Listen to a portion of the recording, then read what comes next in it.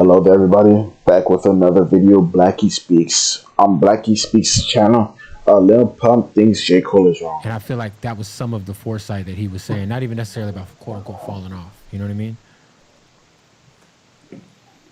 So you don't think he predicted anything? I don't think he predicted shit.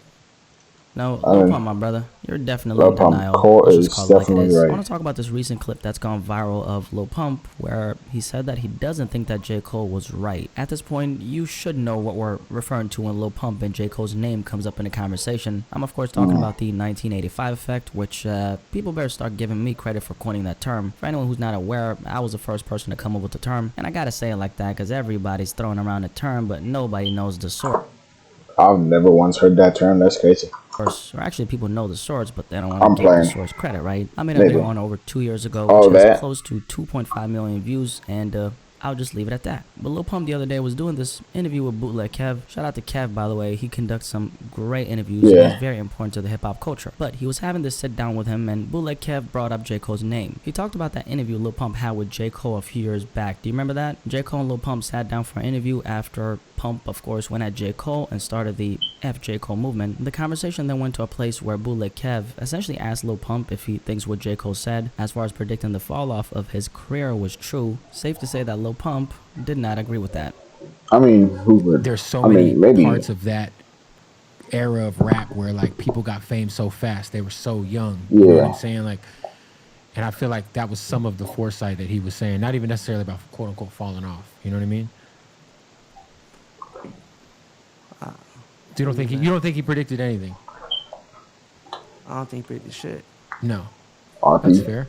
I'm still here. You're still here, 100%. I mean, yeah.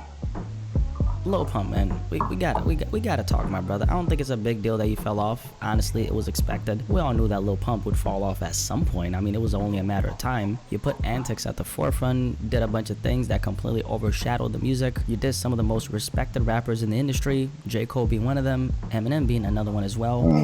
Fuck Eminem, you is lame as hell.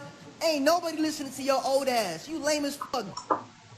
Actually, honestly, I think Lil Pump is just the prime example of what happens when antics become the focal point of your career. This is one of those rappers who, since the day he came in the game, he was always doing a bunch of things that deflected from the music. And you know what the funny thing is? I think if Lil Pump actually had the music to back up the antics, it would most likely be relevant today. Lil Nas X is a good example, who I just talked about the other day. Nas has, of course, partaken in antics as well, but I think one thing about him is just, I mean, he's so damn talented. He knows how to make some really good sounding records, and generally speaking, Lil Nas X used the antics to really just highlight his talent. So he's not an artist who's all about antics. He's an artist who just used antics for a period of time. Also, he's a marketing genius too, and there's a lot of strategy behind what he does, right? However, for Lil Pump, he's a rapper who just did a bunch of antics, and the music just wasn't good enough for people to stay interested. On top of that, let's not forget that Lil Pump blew up back in 2017 at the age of 16 or 17. His birthday is on August 17. Gucci Gang dropped on August 30th, 2017, so 17. But he blew up at the mere age of 17, which means 5 years later, obviously all of his teenage fans, you know, they all grew up. I gotta say, I did find Lil Pump somewhat entertaining when he initially came out. Now granted, he was on that ignorant clout chasing shit, but I gotta say, Pump was somewhat entertaining, so at least he had something going for him. J. Cole in 2018,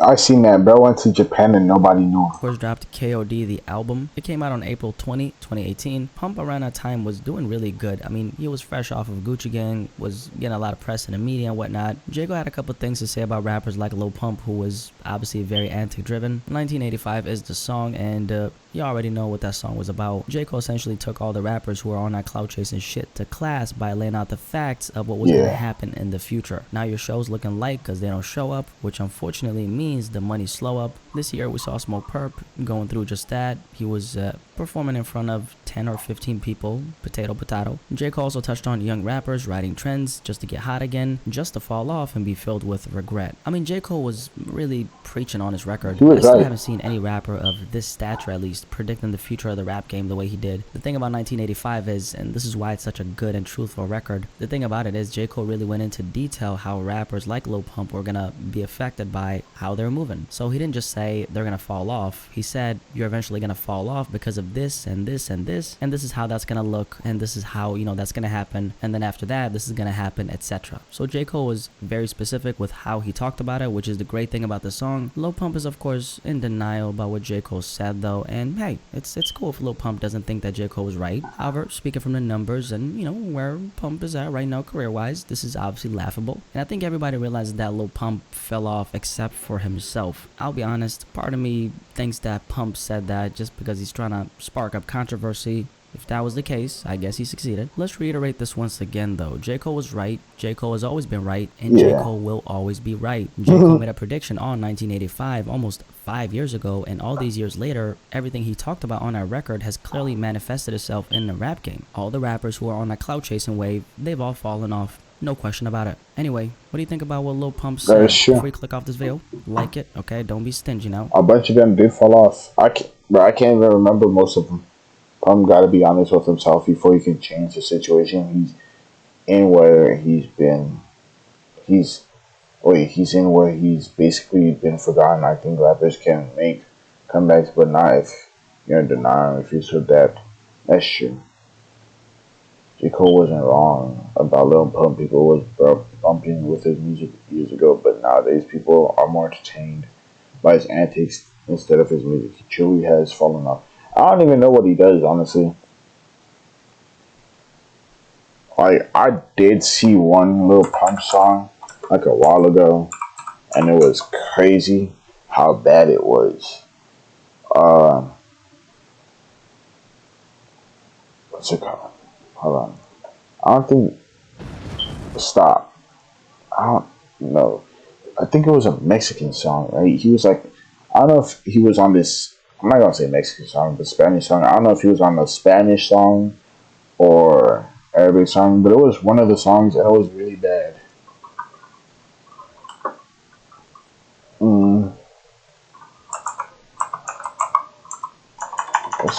Let's play Spanish song.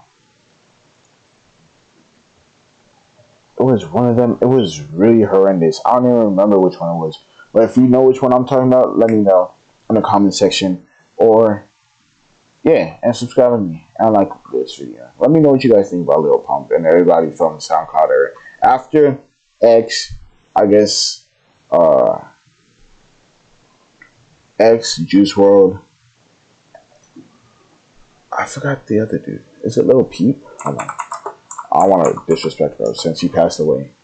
I didn't really listen to him. And Lil Peep passed. SoundCloud is over with. He dropped a song a day ago. That was a song that dropped from him. So yeah, bye. Check out this song. It might be cool. I'm not going to check it out though. Maybe I will on my own time. But yeah, bye.